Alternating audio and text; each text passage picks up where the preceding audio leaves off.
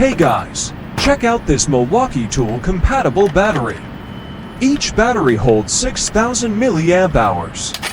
It doesn't fit at all. Need an adapter. Tried to put it in.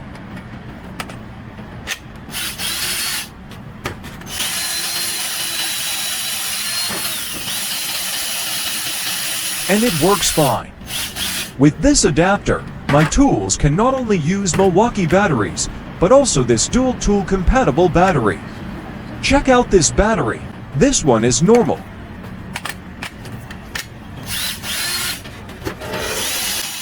It holds 6,000 milliamp hours.